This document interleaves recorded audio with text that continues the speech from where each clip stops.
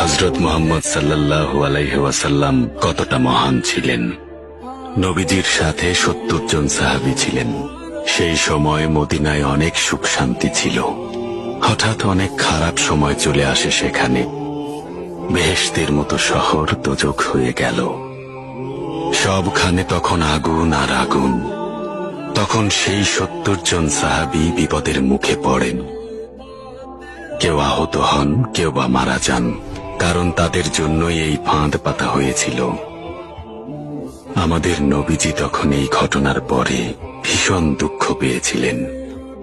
আনাস ইবনে মালিক বলেছেন, তিনি নবীজিকে এত দুঃখ করতে এর আগে কখনোই দেখেননি।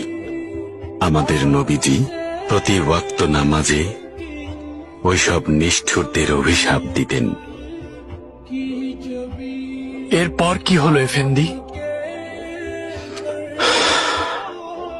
এরপরই কোরআনের এই আয়াতটি নাজিল হলো,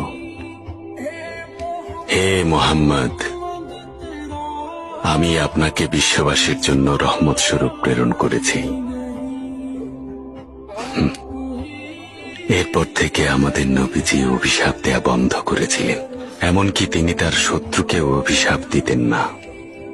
এবং আমরাও আমাদের পাপী ও বিপথগামী ভাইদের কখনো অভিশাপ দিতে যাব না।